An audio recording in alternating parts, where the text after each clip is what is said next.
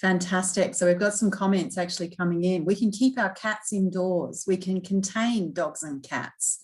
We can put water out for wildlife. Such a simple thing. I remember reading something across our very hot Australian summer about even having some little bits of food out for bats who at the time were starving.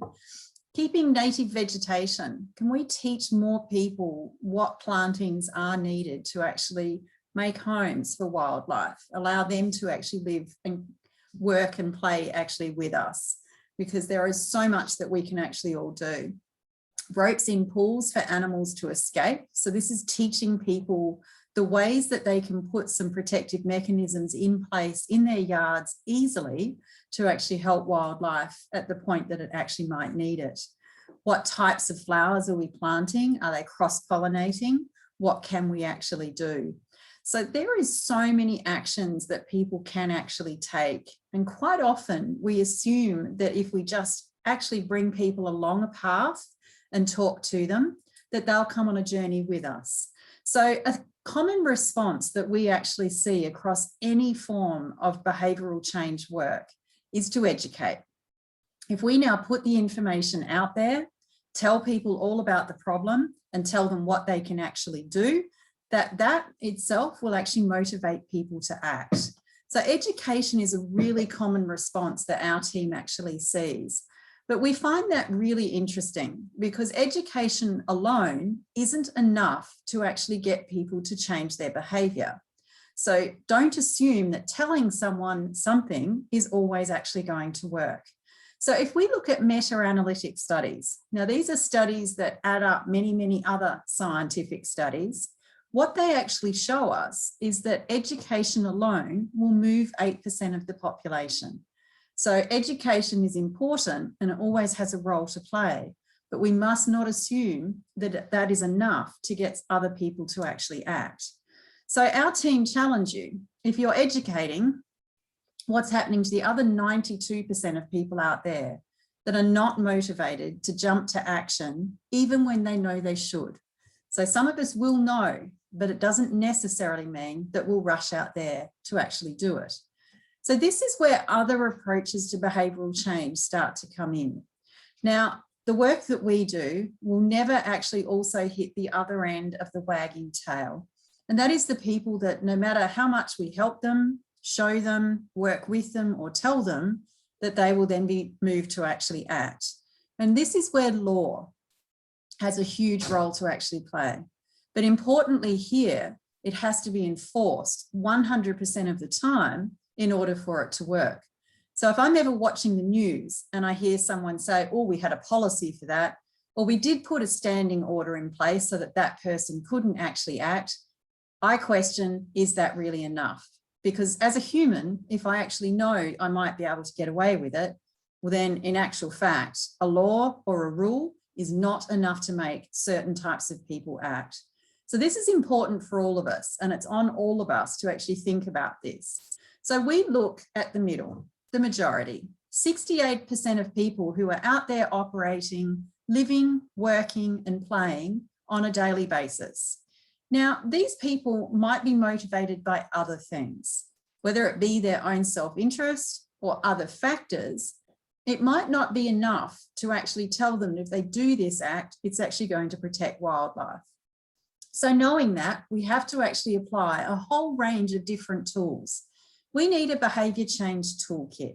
It has to have education, it should have policy and law, but it's really important that we don't stop and think that by doing those two things alone, that we have enough. Because there's a lot of people operating out there in the middle. They're very indifferent, it's not on their radar, and what we actually need to do is find other ways to actually move and motivate them to act without necessarily telling them all about it. And this is where marketing and the approaches that our team use can actually work in the middle, as can other behaviour change approaches like nudge. But what we want to do is do it in a way that it's voluntary. We want to bring people with us, because when we do, they celebrate the work we do and we bring them through and along a journey and show everyone that it's actually possible. Now, social marketing doesn't work in isolation. We actually team up with experts, people like yourselves who have a huge, strong expert founded background in working to protect wildlife. We need you. We need to understand what you know. We need to understand what you've used in the past and what's already working, because it's from those foundations that we jump and figure out what's missing. So social marketing is, as a nature, very much a partnership approach. And what we're actually doing is applying marketing to protect both wildlife, and we can also use it for other environmental factors, such as water quality. So we're protecting the planet. Now, the approach that our team uses is quite simple. It's very strategic, and basically it centers humans at the heart of everything that we actually do. We call this process CBE. And this process is really quite simple, strategic and ongoing. So you'll see it operate as a circle. In reality, these phases are blurry and they are interacting and working together. But our team needed to spend some time to actually teach people philosophically or strategically how marketing's actually applied. So how do we center people at the heart of everything we do? And today we will talk to you and actually share our approach with you to give you a sense of just what it takes to bring people on that journey for change. So we start with co-creation. Now, this is a process that is not simply about finding out what people think. It's actually bringing them on a journey, and it's actually placing them at the heart of everything that we actually do. So our programs are designed by the people that we're trying to reach, not for them. So that's a very big difference from what you often have seen in the past with other approaches when people step into a space and work to do it. So if you're surveying or interviewing, we've gone way beyond that. So we start with people and understand what it is that they would like to see. So programs that are designed by them for people like them and other people that they know. So helping them help us see what's possible, practical, and what should actually be happening. Once they tell us what their program looks like, it's either, if we're the team doing it, it's on us to actually build that and create it for them. Our task would be to make sure the partnerships are in place. We're working from the strengths that already exist in community, and then building the other program components needed to actually put something out there that people are actually going to want to engage with. And that's the final phase. We've built the program, we're ready to hit the market. And this is the point where we have to spend a bit of time and effort focusing on understanding if people know about us.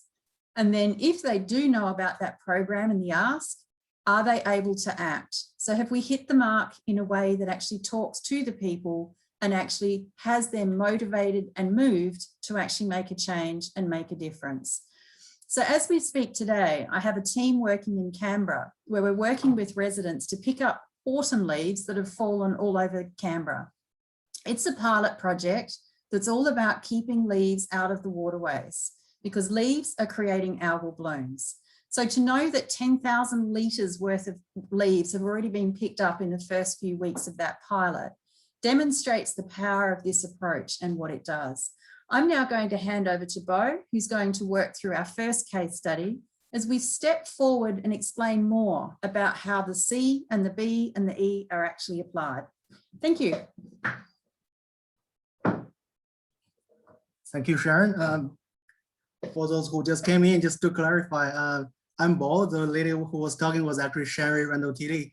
You probably can see the name here. That's actually we're using the same computer. What I'm going to talk about is C. It's the first step of our CBE approach, which stands for co-design. As Sharon mentioned, it is very important to understand what the consumers are and what they want, what they need, and therefore we can design the best product, best service that can engage, can encourage voluntary behaviors for the better, right? So this case study was partnered with the Tuishare City Council. So we were actually commissioned by them to actually solve one problem, which is how Co-Create can help to understand why owners do or do not leash their dogs.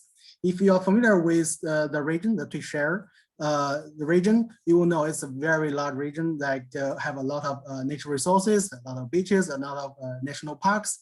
So, but there's a lot of dog owners there as well. So, but they cannot to leash their dogs in restricted areas.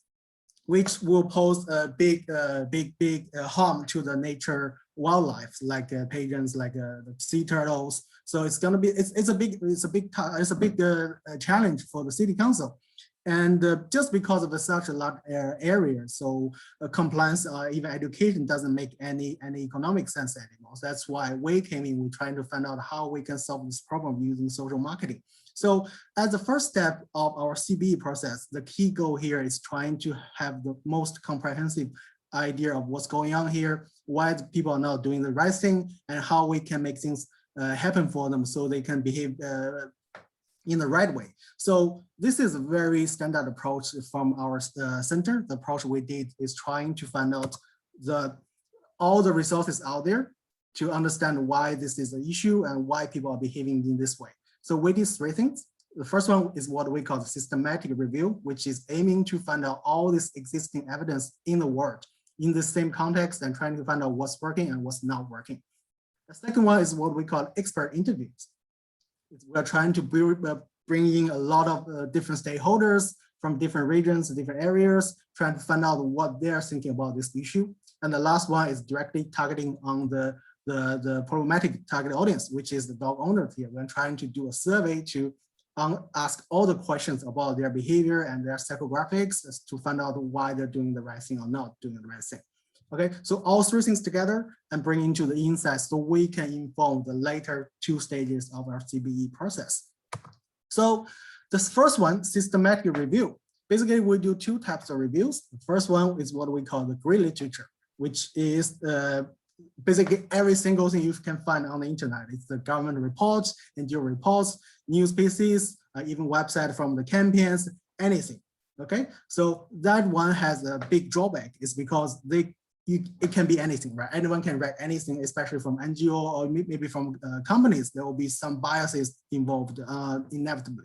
That's why we go to the second source as well. So this is what we call the scientific literature, which always goes to the published papers, conference papers, dissertations, even books as well. And we go to all these large databases trying to find the most evident,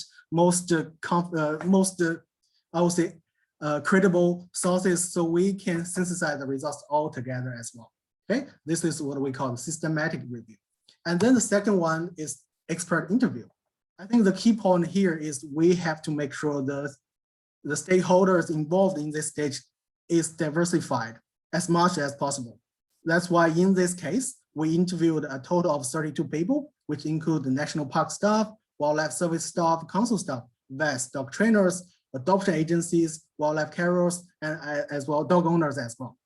So we make sure every single stakeholder in this context will have a say in this thing. And then we synthesize all together to try to find out the solutions for everyone.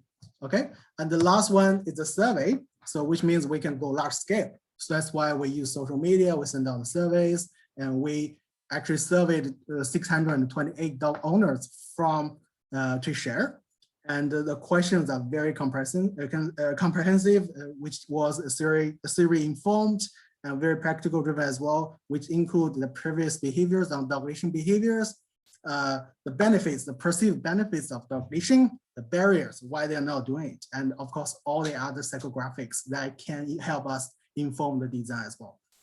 So all three things together, we actually got a very comprehensive list of insights we can share. The first one I can say you can expect is all the previous initiatives on this region will be was very compliance dominated and education focused. There is little social marketing used, little behavior change techniques used in this region.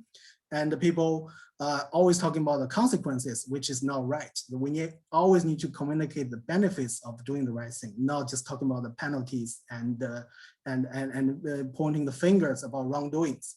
And of course, every time we talk about the benefits, there's a very important aspect for that is we have to make sure the benefits is relevant to them. It's because people always talking about, okay, if you do that, it's good for the society, it's good for the world.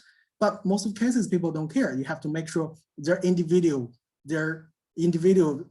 benefits was involved. What's in for them is a key here. And of course, we have to make sure all these campaigns running out in the future should be properly evaluated and improved in the future, which was not done in previous in previous literature as well. So that's what we did for the co-design, and of course, bring all these studies, all these insights together. We will be able to use that to actually inform the city council to plan for the next stage, to actually improve this situation in the future too. So now I'm going to pass on to my colleague Patricia David to talk about the build stage of our process. Thank you. Hi, everyone. Thanks, Bo. My name is Patricia. I'm also part of the Pet and Wildlife for Behavior Change team. And before we go to the build stage, I just wanted to touch still a little bit on the co-create phase. When we think about co-create and we see Bo's example of the Take the Lead program, we think about getting insights for community behavior change programs. But I wanted to touch on a recent project that we're currently working that is also using co-create to gain insights into policy development. So we have partnered with the North Coast New South Wales Local Land Services to build or develop a cat management plan for the city councils in the North Coast region of New South Wales. And what our approach was to do some research and understand what has been done in the past and how can we come up with these guidelines that work for the context, for this particular context. We have done a review of the evidence. Bo has mentioned about two different types of review of the evidence. One is a scientific, so published papers. We had a look at over 4,000 scientific papers, and we also approached 500 city councils and have done a survey with key stakeholders. So key stakeholders were vets, animal welfare organizations, local city councils, pet stores, and so on. Interestingly, as a result of this evidence, we found out that in Australia, there's only 2 guidelines developed specifically for cat management in Australia. So although when we think about pet management, we think about dogs and how many restrictions dogs have. For example, dogs, just the example before, dogs can't really run off leash in public spaces, versus when we think about cats, there's no specific guidelines very often there's not specific guidelines that say that they cannot go out of their house or of their homes off leash. So it was very interesting to understand the differences between dogs and cats as well. We also had a stakeholders workshop in which we reviewed strategies identified in the literature review, identified new ones, and then we developed an action plan. So in the stakeholders consultation workshop, we had a total of 22 participants, including councils, and we went broad with 3 participants per council. So we had field officers, people that are dealing with the issue every day in the field, as well as project officers that are implementing the programs and thinking more from a strategic perspective, as well as the local land services and animal welfare organizations. As mentioned, we review the existing cat management strategies from all over the globe, and we try to identify new additional strategies that could work for those particular contexts as well. We also asked the city councils, the stakeholders, participants to design a plan of action to implement strategies. And we asked them to look at, think about what are the resources, what are the tools needed for this plan to be successfully implemented, and for them to actually design from their own expertise. So it's important for us when we think about gaining insights, not only thinking about the end user or the community, but also think about every single person in the issue that it's involved somehow with the context. right now, the stage of this project is that we have developed the guidelines, but it is going through internal revision. So I can't, I don't have the final results for you at this stage, but it is also going for external revisions. So it's interesting from this project that instead of an usual approach, as Sharon mentioned initially, like sometimes law comes and it's a top-down approach, this time it actually involved other stakeholders that are important to the issue as well. So through a consultation staged process. Going now to the build stage, there was this Love Cats, Love Wild was one project that we implemented last year with Tweed Shire Council as well. It was a small scale project, pilot project to influence cat owners' beliefs, attitudes, and behaviors around both cat training and also with the ultimate goal of keeping cats indoors. The project involved 2 stages. One, it was a tailored one-on-one cat training session. This project happened exactly at the time that COVID hit. So we actually moved this whole project to online. But it worked very smoothly as well. We had an animal behaviorist talking to cat owners after they went through a process of understanding through a pre-survey, understanding where were their issues and what the cat behaviors can help them with beyond cat training and keeping them indoors. So it made it relevant for them as well.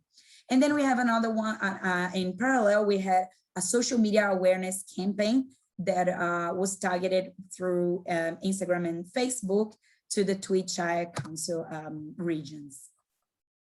A little bit of the project in a snapshot, we went through a thorough round of recruitment because we wanted cat owners in the region that were indoors and outdoors, had indoors and outdoors cats. Then we had a baseline interviews and cat training sessions. We exposed them with a post-training report that they received via email, a social media campaign, then a little information poster, and we ended with follow-up interviews and evaluation because it's really important for us to assess for any project, doesn't matter how small or big, if it's been successful, and if yes, why.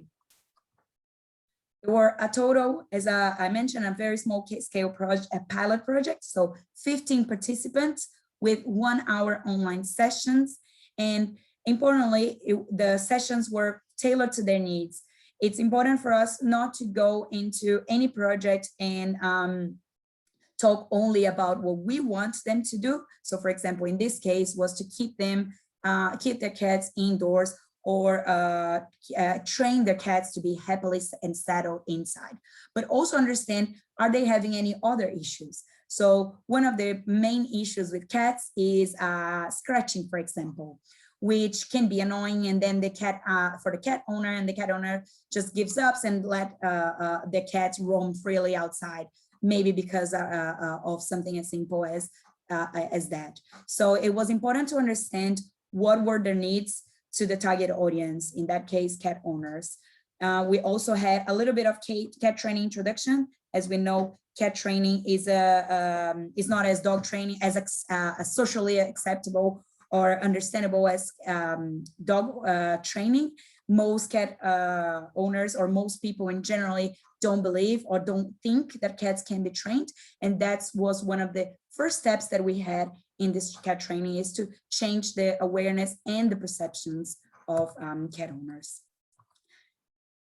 All of the cat owners received the post-training report about 3-4 days after the training. So they were still had all of the information fresh, and they had a report with everything that was said in the cat training session.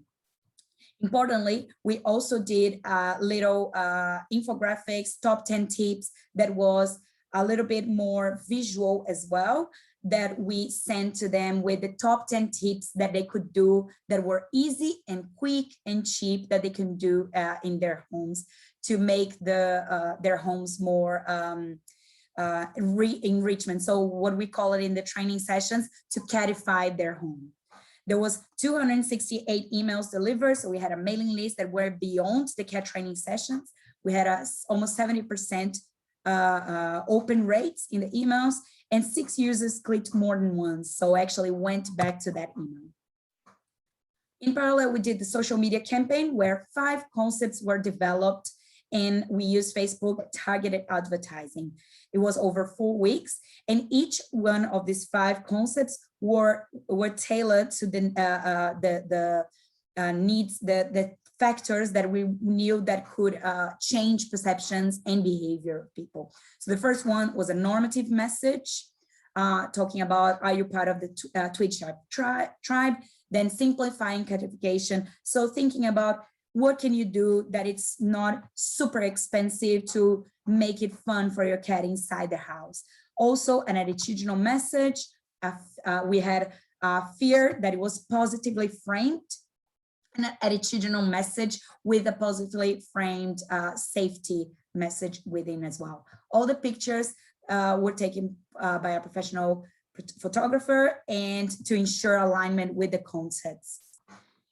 And I would like to know from you guys, which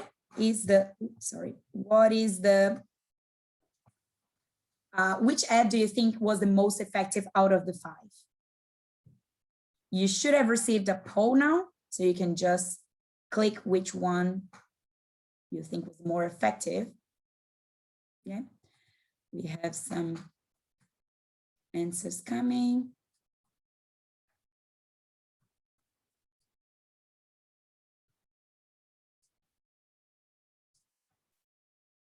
Interesting, we have a bit of a split.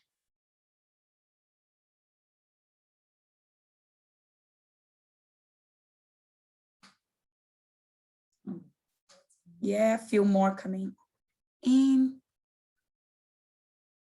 I think, yep, a few more coming in. And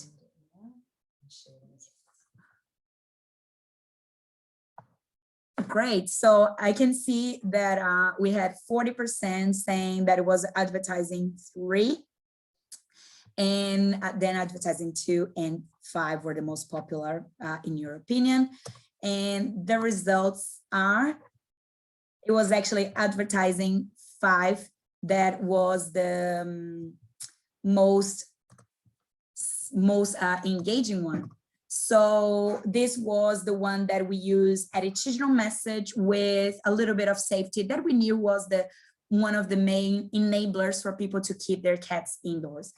Overall, this program had 75,000, more than 75,000 of reach, unique people, and over 400 people clicked in the link that directed straight into the City Council's website about this project. So after the training, as I mentioned, we had an interview to understand what was the effectiveness of this program, and 80% recommended the tools that they were taught in the training sessions. 60% made their house more cat friendly, and over 90% were willing to receive a similar offering and will continue to train their cats to keep their indoors.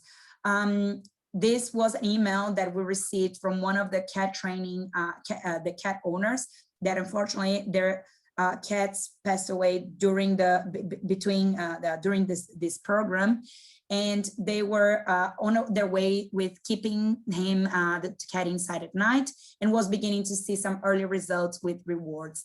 So it was a heartbreaking email to receive, but at the same time, it shows that people were implementing the tools that they were receiving as well. And this is how we see that behavior change, even though it's incremental, we see the change, and this is what motivates people like us to actually continue doing the job that we love to do. Over to Sharon now, to Bo now, and he's going to talk a little bit about another community engagement program that we have evaluated. Bo? I can see there are quite a few good comments raised in the chat channel. I can I can definitely vouch for that. There are quite a few different city councils are implementing compulsory cat curfew in Australia. If you're following the news, there is one city council in South Australia has been through a very lengthy public debate on this issue, and they are still trying to implement, I think, in the coming September. So I think that's a very good point. We definitely acknowledge that your policy works. And that's a whole point here. We're trying to say here is like social marketing is definitely working better with all the other mechanisms together, education, policy. So I suppose they're not mutually exclusive. And it's definitely agree with your comment saying that awareness is there, as long as awareness is there, the behavior is there, and of course the compliance will definitely work better. So the next thing I'm going to talk about is actually the evaluation, the engage part of our CBE process. The results I'm going to show you is very, very promising, but I do want to mention that behavior change is a very time-consuming process. So you have to make sure you have the right skill set. You have to make sure the implementation is as planned. And then I think all you need is actually patience. So make sure things will happen, but it will happen.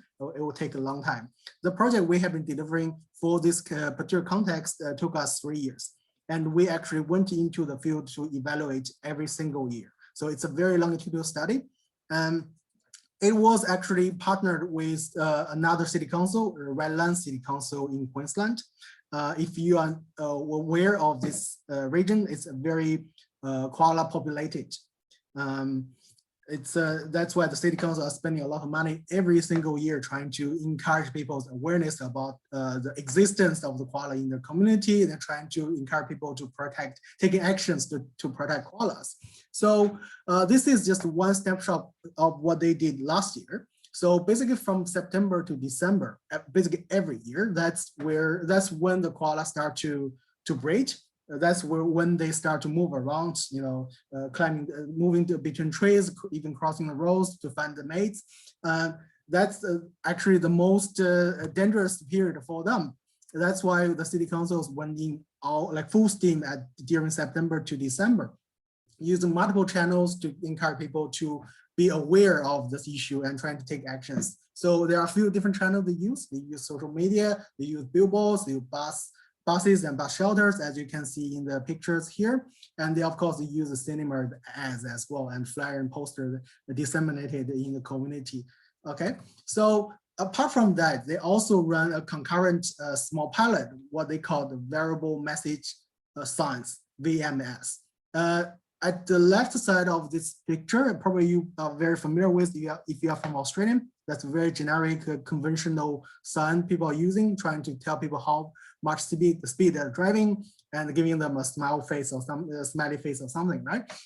Red sign actually is a very specific designed sign for Redland. It's called a koala sign. So they got a koala picture there. And if you're looking closely, and there's actually a camera on there too. So based on how much speed you are driving across the sun, they're giving you different responses. And of course, for this particular city council, they got a few main streets. That's where they install the signs, and they set the limits for different types of responses given to the drivers when they're passing through. So the signs were implemented alongside with the community awareness campaign between September to December. And then as our team, we were actually commissioned to do an evaluation to find out whether this thing is working, whether people are seeing it, whether people are responding to all these signs and the messages or not. So we went full steam as well. As you can see, it's a large region, but we went to all these high traffic areas, parks, city centers, shopping malls, all this, trying to do like what we call the intercept survey. Because for online surveys are always the case that you are getting people who are highly motivated to answer. But for intercept survey, we just randomly pick any people who are passing through our locations, so we can get the most unbiased answers from them. So we went in. We have a team of trained research assistants going into the region, wearing our graphics t-shirts, trying to get all these answers from the from all these residents from that region. So in terms of the outreach of its campaign, as you can see, it's quite well outreached. 80% of the residents were reached by all these different channels, and the cinema ads were viewed actually more than 22,000 times, and more than 42% of response reported seeing the messages, and there are more than 31,000 impressions generated on social media of the whole campaign. And in terms of the effectiveness, okay, so we are talking about, we got very good reach talking about people can see it, people can recall it, but whether they change their behavior or attitudes or not. Here's the results. You can see across that 5 different metrics we measured, which mainly talking about the awareness. What do they know koalas there? Have you think about koalas? Do you know how to help them? And all 5 of them increased significantly, okay, after the campaign. And of course, in terms of VMS, variable message signs, because we have the cameras there, so we will be able to tell how much speed they're driving through when they see the signs. And the results are pretty good too. So there are actually 4 signs at 6 locations across 3 different main streets. And during the 3-month period, we actually recorded more than 1.6 million vehicles passing the signs. And there are up to 6.9 kilometers per hour reduction in speed, and up to 20% of less vehicle speeding. That's very, very good results. And actually we were surprised by the numbers too. And according to the survey we collected from all the drivers, 94% of the drivers can recall they saw the sign. So it's another good result too. And of course, because they saw the sign, their intention to slow down, they think it's a good thing to slow down. And of course, they want to keep vigilant after the passing the sun. All of the metrics are increased as well. So I think that's pretty much what I got so far. And the next thing will be talked about by Sharon, which is our Live It project, which is actually the most successful, most the project I'm most proud of. Okay, I'll pass on to Sharon now.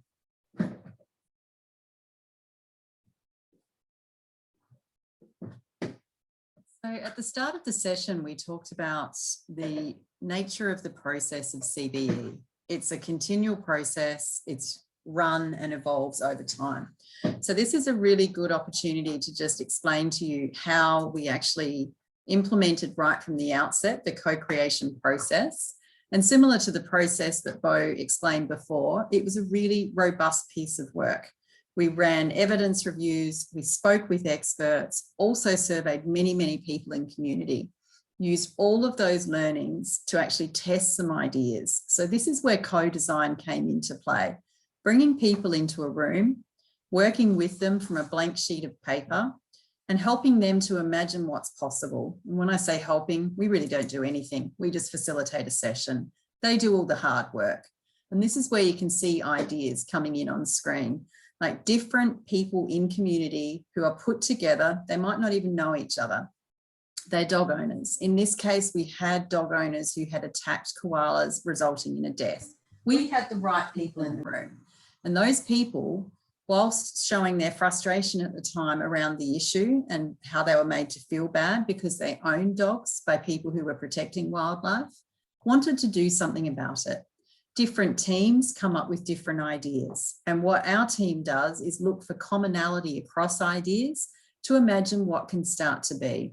And what you can see popping up on the first poster where dog and koala harmony is put across the outset was people were asking for positive response dog training. Show us what to do. Many of the teams talked about wanting to actually have a really positive community event. So we learned a lot. And we had very clear instruction from community. They wanted something that was dog focused. They wanted the focus to be broader than koalas. So make it about wildlife, because dogs can chase other things too. Birds, lizards, the list goes on. And make it fun. So show us what we need to actually do. So this was a bit of a change because a lot of the ideas that we took into co-design were very focused on koalas, events that were all about wildlife. And that was a complete flip and a very difficult thing for our team to actually sell because it didn't match what people knew and had done before. So a lot of our experts were heavily challenged in terms of just being willing to give us a go, to demonstrate that maybe, just maybe, this could work. By listening to people, creating what it is that they want to see, maybe we would have a chance. So we weren't given a lot of time. And when Bo said he's proud of this piece of work, to have members of community stand there next to us at the point that we ourselves weren't sure if it would work was amazing. Like, people literally had their arms around our shoulders saying, I can't believe you've made this happen. Now, they'd said, tell us what to do. So we built a training program. Experts, so dog trainers, people working across the sector, had told us it needed to be a minimum of 4 weeks. So we wanted to prove that people were willing to step up, pay for this program themselves, and therefore we actually priced it pretty much in line with market rates. We knew that not everyone could pay, and we wanted to make sure the program was accessible everywhere. So competitions were run, making sure that anyone who couldn't afford to still had an opportunity by competing in competitions. So we weren't giving this away for free. We wanted people to value it. Now, we made sure that sessions were available at different places, different times of the week, and for different dog obedience levels. So some dogs are mere beginners. They're just on their journey of learning some behaviours. Others are way more advanced. And so sessions were offered, allowing people to opt in where and when they actually wanted to, based on where their dog was actually at. Our team organised an expert who taught dog trainers how to teach the behaviour. It's called koala aversion. And through scent training, dogs can be taught to avoid and leave alone. So hence the name Leave It. So walking away from a koala rather than instinctively chasing it. Now, this is where the fun element came in. People said they did want something fun. And dog can be man and woman's best friend. So we created an event called Dogfest. We actually promoted the event and used the event to actually highlight that training programs such as Leave It were available. Now, we didn't just promote our program, we promoted a lot of different areas and spaces across that region. We wanted to celebrate what it is to have a dog and own a dog, and we wanted to make sure that the right people were there. So this is where our team learned about all sorts of fun things, from puppuccinos to dog ice cream, even dog beer. I didn't know they existed before this project. So we had a lot of the fun stuff there with a lot of retailers involved, but we actually promoted the serious side, dog training. Just by having stands, having them available, having demonstrations and talks, and you've seen some of those across the photos, dog owners from across the region came out to celebrate man's best friend. And the best part of this, we didn't spend any money on promotion other than printing a few posters and leaflets. The community did the talking for us. The retailers who were participating in Dogfest, the owners who were competing in competitions, and the social media for this event was phenomenal. People loved Dogfest. And for years, right across Redlands, they kept asking, when is Dogfest coming back? So based on this demonstration project, where we have measured the behavioural change, the council decided to actually continue with the project because we had demonstrated that people would pay for, sign up, enrol in programs that trained their dogs. And one of the behaviours, koala aversion, was embedded into that training program. So this, we showed through all of this work that we could actually increase that dog ability. So council then charged us to go forward. Could you now roll this out citywide? And so from here, the tactics changed, but only slightly. Our team continued with the train the trainer approach. And as we were starting to run on a citywide approach, we had to try and actually reach out to as many dog trainers as we can and recruit them into a program whereby they were trained and could teach for koala aversion. And what we were effectively doing was trying to embed that into business as usual. So working right across the city to increase the number of trainers who could actually teach koala aversion in their normal training. There was another aspect to the work that our team was doing as well. People rightly demonstrated right at the start, keeping dogs on leash, where they're confined and how they sleep at night are other behaviours that are actually worthy of training too. So our team got on with building training resources to actually have a further complementary arm up there on the website. And so if you look at leaveit.com.au, you can see there a host of materials built by the team across 3 years to actually start to actually make more resourcing available for other people who maybe don't want to go and do a group session. So you can see some of our expert trainers here actually training the trainers. So our train the trainer approach, embedding that skill right across the community. We also reached out direct to public and just made more options available for people to come in and get firsthand help with their dog. Because again, that help me, make it dog focused was a really important part of what our team were actually trying to do. We made sure that people were aware. We had advertisements running right across the full year, making sure that people knew about workshops, opportunities, online materials, and more. So we just kept talking. The more that people knew we were out there, the more they start to actually engage because they actually realize it's somewhere they can go. Still today, people naturally Google and look up Leave It from their area. So people are looking for these materials. Over time, they've been themselves trained and they're really quite aware that they all actually exist.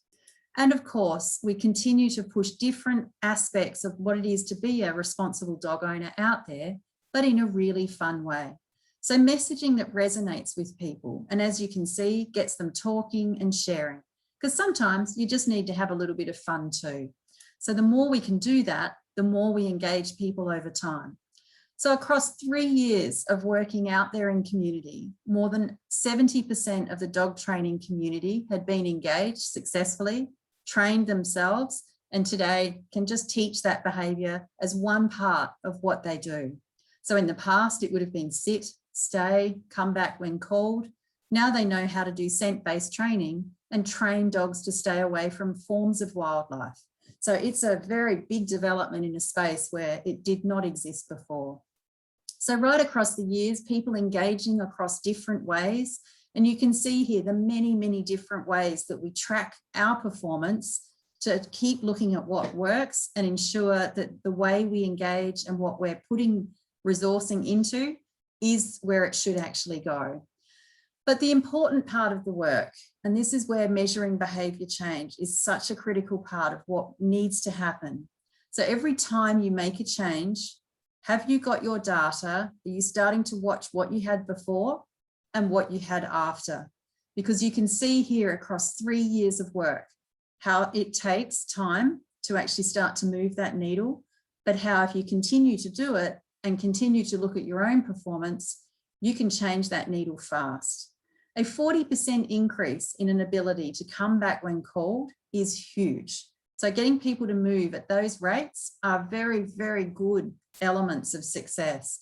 In my commercial days, I would have been really happy with those changes. But there's some that are even more important. And our team at the end of the 3 years had access to hospital data where the reports on what it is, why a koala presents are made. And what we learned was that before Leave It and during Leave It, we had 40% less deaths with koalas.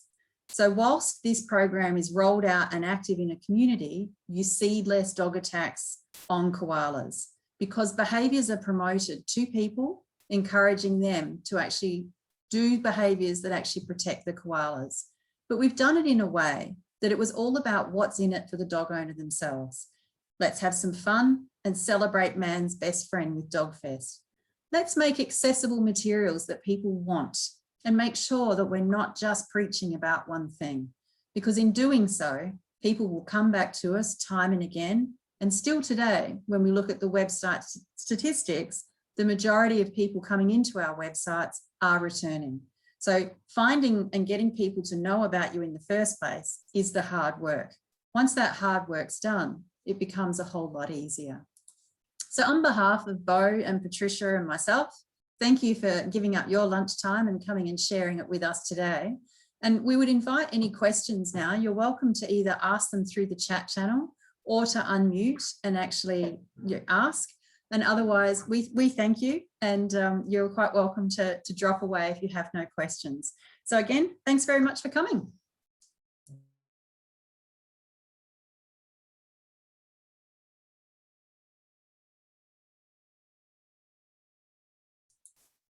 Yeah, so Elodie's asked one question already into the chat channel, and she said, is there a scientific paper about this program? We have two scientific papers on Leave It available already, and a third one that is in the third round of revisions that isn't too far away, that actually reports the full citywide rollout. So the pilot study was actually undertaken and reported in Social Marketing Quarterly in a paper led by Patricia, and maybe she'd be kind enough to quickly grab that and throw that into the chat channel for you. And the first paper that reports the whole co-creation process is in a journal called Australasian Journal of Environmental Management. And that was led by myself. And again, you'll see all of our names on it. And again, we'll try and get that one into the chat channel before we disappear today. So from our standpoint, we actually do try and publish the work wherever we possibly can. It's a part of what we like to do to start to actually pass that one actually out there for you. For those of you that are giving us comments to say thanks, we absolutely appreciate it.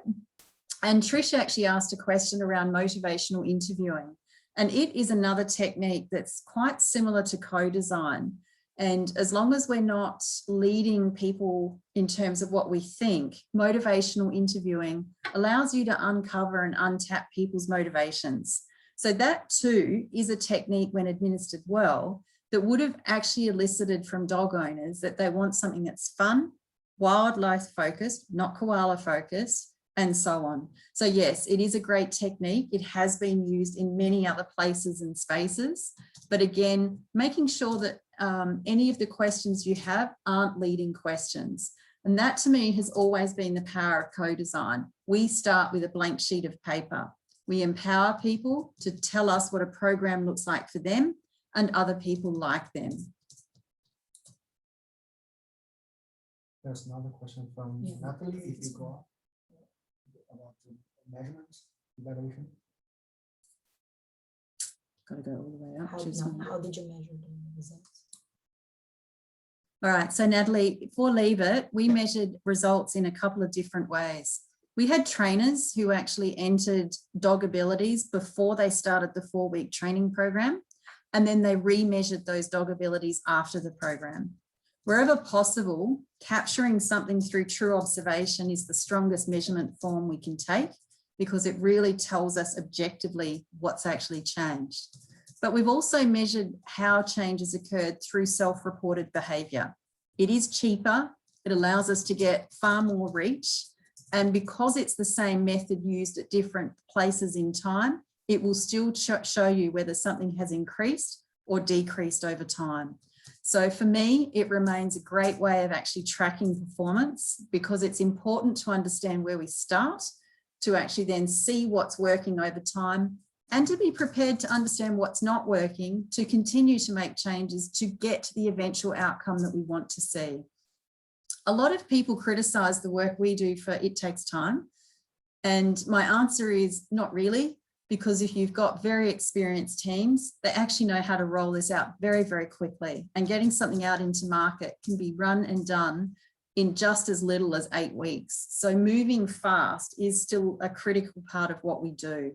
Learning and watching what people think over time is how we understand how to change messages, because sentiment will change. Once you fix one thing, something else starts to emerge. So that's where surveying is great, because it allows us to track what people think and then respond based on what we learn rapidly to see what we can actually do.